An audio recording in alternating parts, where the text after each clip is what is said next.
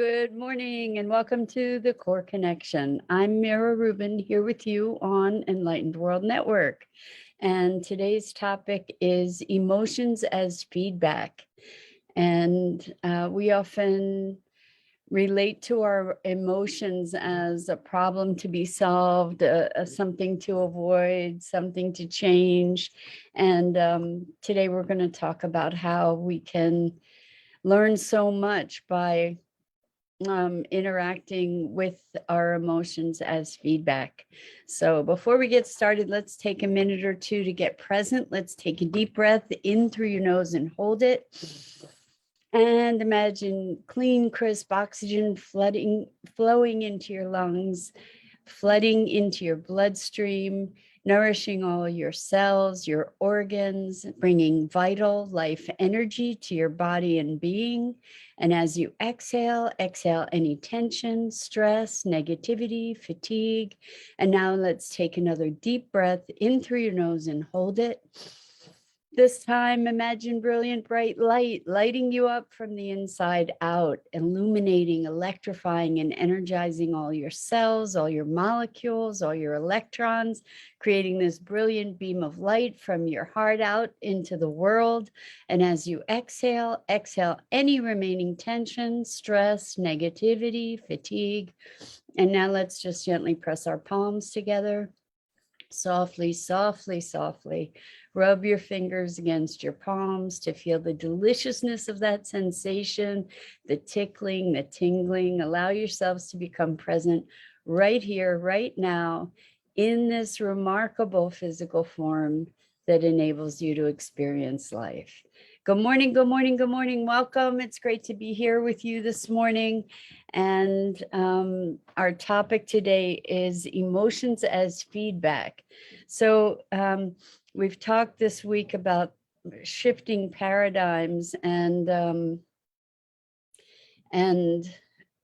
really embracing the various parts of ourselves. And for folks who have had challenges with depression or anxiety or anger or frustration or any number of emotions, the tendency is to just want to try to change those emotions into something else, to shift, to change the discomfort into something that feels better. And I just wanted to discuss the shift from kind of separating ourselves, exiling ourselves from ourselves, to relating to emotion as feedback, as some kind of communication and intelligence. Like it's not a beingness, it's not an identity. When we often say, I'm angry, I'm depressed, I'm frustrated, instead of I feel angry, I feel depressed, I feel frustrated. And we kind of automatically and unthinkingly elevate the experience to a beingness, right? Rather like a state of being, and oftentimes an identity. So I just want to mention that if you're putting comments in the chat and I'm not responding, is because I don't see the comments. So if you go over to the Enlightened World Network Facebook page and put comments there, I should be able to see them, or the Enlightened World Network YouTube page. Anyway, so when we approach our emotions with curiosity, then a whole world can open up, a world of information and awareness. If your being were trying to communicate to you, how might it do that? A friend and client posited the question of, if the universe wanted to talk to me, how would it communicate? And this is essentially the same question. Like if your higher self, if your your consciousness wanted to communicate with you, how would it get your attention? How would it give you a message? Well, one of the ways that it might give you a message is through emotion. And so when you're feeling angry, instead of being completely immersed in that experience, you might be able to take the opportunity to step back for a second, and say, what's going on? Like, okay, I'm feeling angry. Where am I feeling it in my body? What's going on? What is it that triggered that anger? What happened that generated that feeling? So, or where did it come from? What am I angry about? What is feeling frustrated or violated? Or, and this is a an approach that can offer us all kinds of insights on all different levels, where we can become more aware of what certain dynamics are for ourselves. It's a way for us to check in on our state of being. If we're feeling sad or disappointed, maybe we can look at, well, what are the judgments going on underneath around disappointment or sadness? What is it that feels unfulfilled? What is it that is, where is the sadness coming from? What are the conversations going on inside that are helping to perpetuate or deepen that sadness? For instance, what are the stories I'm telling myself? So, for instance, if I was telling myself that I'm alone in the world and nobody cares about me, then that might be something that I could respond to with sadness, right? If we're able to identify our stories, then we can remove them from our identity. Like, if we can actually see the story, then we don't have to be the story. And so often we create these stories as our identities, and then we have all these emotions around them. And this is an interesting, as we're talking about this, it's bringing up some interactions with clients over the past several days that were really powerful and profound. And one of the things that we can become aware of with the emotions is like this reactivity. We could even say, hey, what age is that reactivity coming from? When I think about, and let's say I'm getting angry over something. Well, okay, the me that's getting angry at something, how old is that me? And the reason that this is a good question is because oftentimes what I've discovered with folks is that our child self is kind of running the show. Like, there might have been a 4 or 5-year-old that made a decision at some point, and they're running the show, and they have all these emotional reactions, and they, by their very nature and their age, had a very limited experience of what the world was.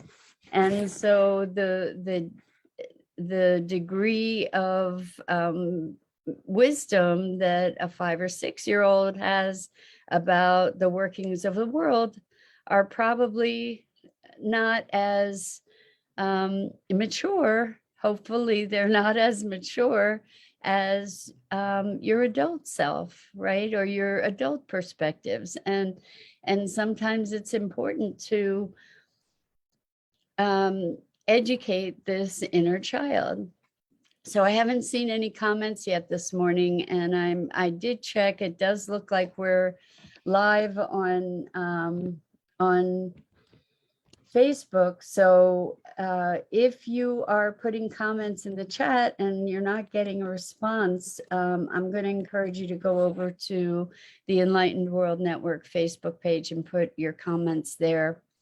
Anyway, this notion of having an aspect of your child self kind of driving the bus came up yesterday, and one of my clients says that he tells his child self to get in the back seat and buckle up. He's going to take care of the driving now, and I love that because so often we don't even realize that it's our 3-year-old or 5-year-old or 10-year-old that's driving the bus and running the show, and we never looked, so we never noticed. And this is by using emotions as feedback, we have inroads into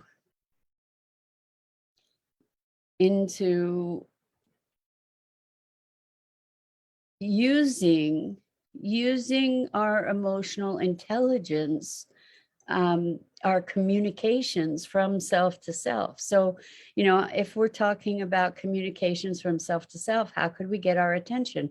We can get our attention through emotions. We can get our attention through noticing instances of things in the world. Like, for instance, oh, this was just a beautiful story, actually. And it's not so much about emotion, but it is about feedback. There's a medium on TV, and I've forgotten his name, but I was watching the show, and there was a woman who had, when her mom was alive, she had asked her mom to send her a cardinal as a message after she died, so that she would know that her mom was okay. And so right after her mom died, I guess it was at the funeral, after the funeral, this cardinal, a live cardinal, actually came into the house, and the cardinal allowed them to hold the cardinal, and they took it outside, or it was out, I don't remember exactly, but they tried to let it go outside, and it flew back and hung out with them for a while. So when we're talking about how the universe communicates to us, we can ask for communications to be in a certain format, but oftentimes the communications just come the way they are. Good morning, Rosalind. Thank you so much for chiming in with a comment so that I know that this is being seen. I really appreciate it. Rosalind says, hello, emotions are a result of thoughts, question mark. Thoughts are based on a set of beliefs, question mark. What is the cause? Effect relationship for emotions, question mark. Well, I think emotions are sometimes not necessarily a result of conscious thought. I think we have emotional intelligence, you know, like when I guess we call the gut feeling emotional intelligence, although the gut is very rich in brain elements. Good morning, Gia. So good to be with you.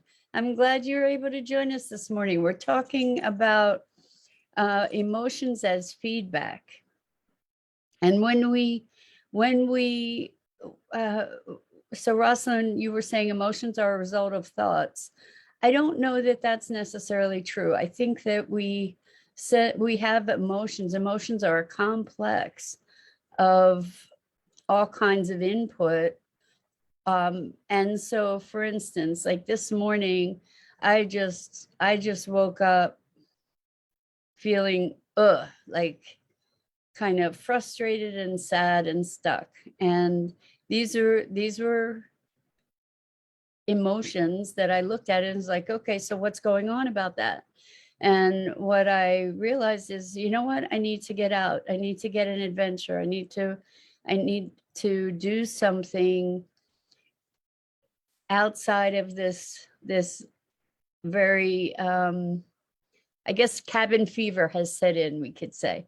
So, as soon as I listened to those emotions and said, okay, so what's up?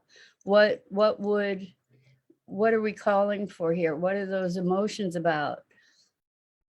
And as soon as I started thinking, I started thinking about, okay, well, I've been dreaming about an RV and going on a trip and having an RV. And maybe what I'll do is I'll plan myself a trip to, I'll rent an RV and I'll go someplace.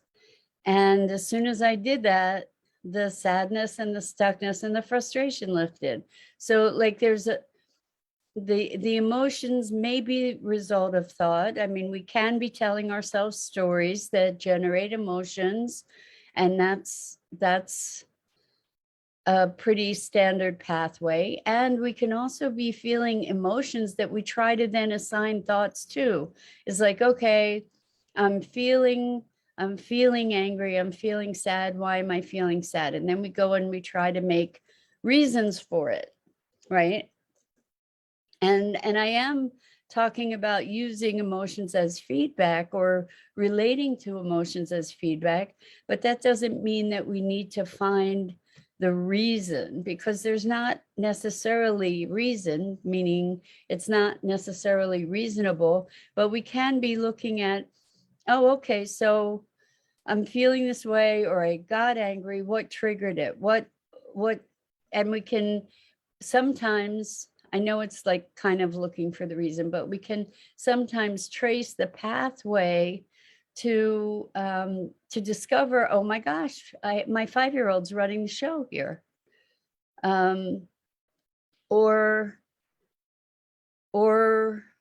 there's a need that I have that I hadn't recognized. Like emotions are a way to get our attention. It is a way for us to our body and being to communicate with us, just like physical pain is a way, or physical sensation is a way for our body and being to communicate with us. It doesn't have to be pain necessarily. It could be energy moving. It could be all different kinds of things going on, but those things are feedback. It's information. And when we can honor it as information rather than trying to just get rid of it, I'm feeling depressed, I want it to go away. What I can look at, okay, so what's going on?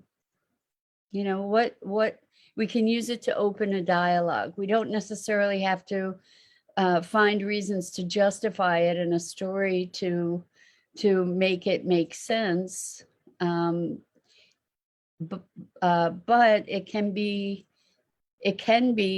a way to come into deeper connection with ourselves by connecting to the emotion, feeling where it is in our body. As we presence ourselves to it, does it shift? Typically, when we presence ourselves to emotion without resistance, it allows the energy that is that emotion to move. And, also, if we allow emotion to be feedback, then we're kind of putting it in a very different context. Like we can say, okay, I'm feeling really bad right now. Rather than trying to say, what's the emotion about? What's the reason for it? We can say, what are you trying to communicate to me? What do you need me to know? What do I need me to know? And feel into it, literally feel into it, be aware of our feelings, our emotions, because we pick up on things on so many different levels. And our gut, our brain, our emotions, not that they're separate, they're not, all are getting information all the time. We are engaging with our environment all the time. And I think because our culture has traditionally really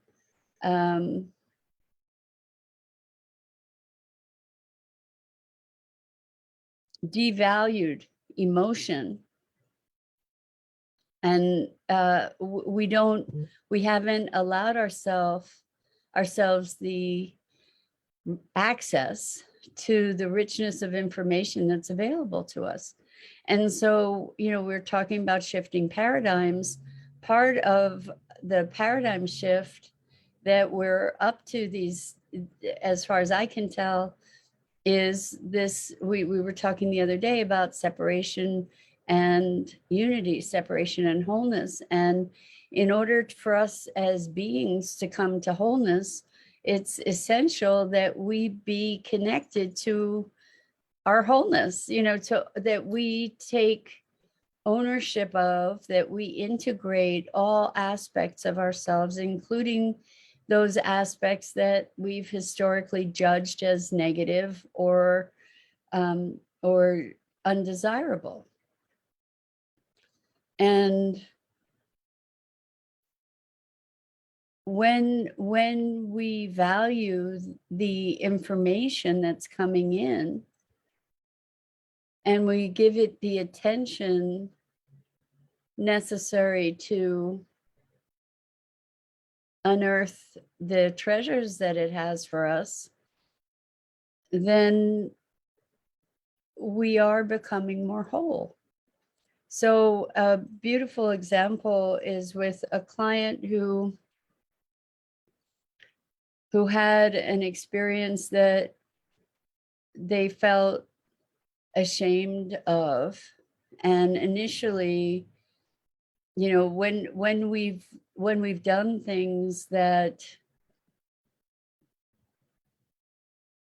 aren't aligned with how we would like to be, we often feel ashamed, embarrassed, guilty, all different kinds of adjectives around that. And then not only we're judging ourselves, and then we fall into a spiral of deeper judgment where we look for all the instances that justify whatever the opinions are that we've been cultivating about ourselves, right? That's typically the way that we go.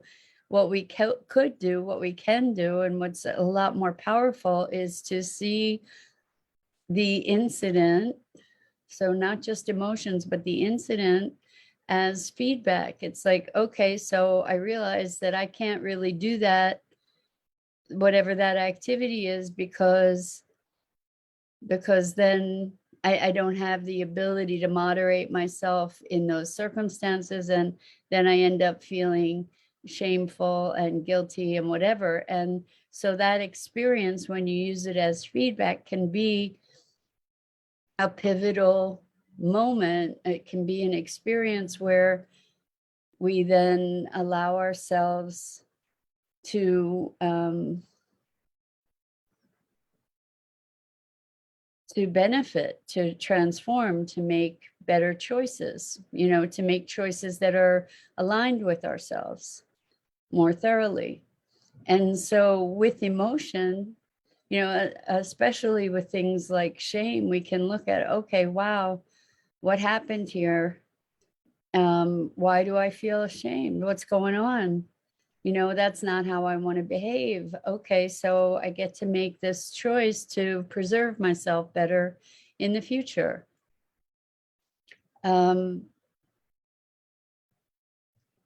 The whole idea here is that we have so many senses, or so many ways that we sense the world.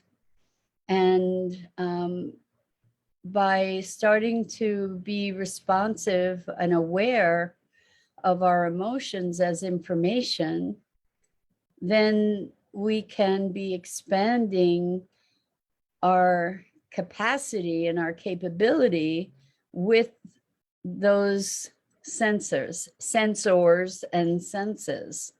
So I don't know about you guys, but I grew up being told that I was too sensitive, I was too emotional.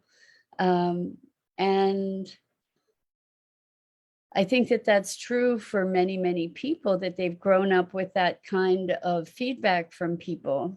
And as a result, we've I know that I had, and I've seen it in others, that I had allowed myself, based on the feedback from others, to make myself wrong for being how I was, which was very, very sensitive. And so sensitive is sensing, right? The thing is that there can be such overwhelm from all these things we sense, right? That we don't necessarily know how to respond. And I think that we get to take ownership of our emotions and the power that they have to inform us about what's going on in our little universe that's not so little, right? In our experience of the world, like, what are the emotions that are coming up? How old is that emotion, that pattern? I think that those are really helpful questions, because if it turns out that it's my 5-year-old that's in a rage, then maybe I get to be the adult for that 5-year-old and offer some support and help to placate them and help to give them the love and affection that they need if they're feeling abandoned or angry or frustrated, or if they have desires that aren't being met, maybe then they can communicate what those desires are. So, and they is me. We understand that, right? Like, we're not the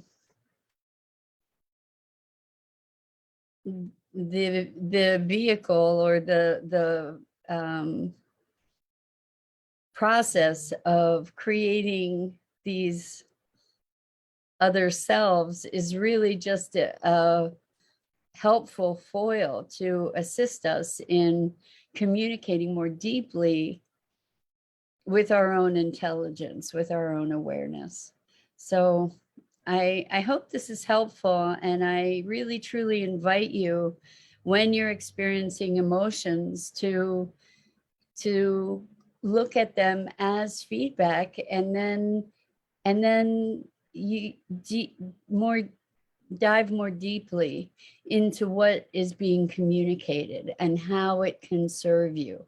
So Rosalind says, so using emotions as feedback looks like no resistance, no judgment, not bypassing or suppressing. Thank you, thank you, thank you for that, Rosalind, because the bypassing is something that so many of us who are transformation oriented do all the time. Is like, I feel sad, but the sadness is good because I know that, whatever it is, or I feel sad and now I'm going to transform that sadness into something else, without exploring that communication. It's like, okay, I hear this noise, I'm just going to shut it off. I don't need to know what it was you were saying. So thank you for saying not bypassing or suppressing, really appreciated. Open dialogue gives way to choice rather than reacting. Exactly. Perhaps this pattern is making peace with ourselves. 100%.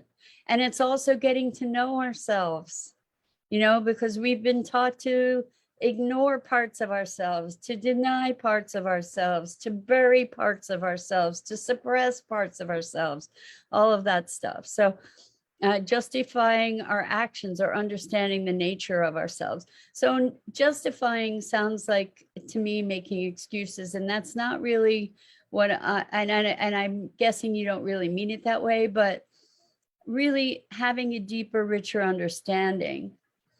And Gia says, thank you, Mira, for explaining bypassing emotions so clearly.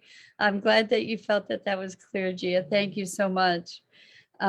So I so appreciate the feedback from you guys. I can't even tell you how much it means. And I think this is a really, really important topic. It's really about being able to fully integrate ourselves, to not be exiling and separating ourselves from ourselves. So that's it for this morning. I am so grateful to you. I'm Mira Rubin. This is the Core Connection, and I go live here on the Enlightened World Network Facebook page each weekday morning at 9 a.m. Eastern. And I invite you to check out the other awesome programming on Enlightened World Network at the EWN, One with the Earth, Enlightened World Living, and of course, the Enlightened World Network Facebook page. Thank you, thank you, thank you. So much love. Good morning, Dido. So glad you were here. And until next time. Oh, guys, you know what? Before I go, because I have a minute, I was talking about getting a gut feeling. Well, the gut is actually really, truly like a second brain. And tonight on our movie night, we're showing a movie. This is for Sustainability Now. We're showing a movie called The Gut, Our Second Brain. And movie night is from 7 to 9 p.m. Eastern. If you want to come, go to our website, sustainabilitynow.global instead of .com. So that's sustainabilitynow.global. Register for our email list and you'll get a reminder email. It goes out at 6:30 this evening. And there's a registration link. And it also, it also gives you our other awesome programming. So if you want to learn more about the gut in the company of like-minded, sustainability-oriented folks, please join us tonight.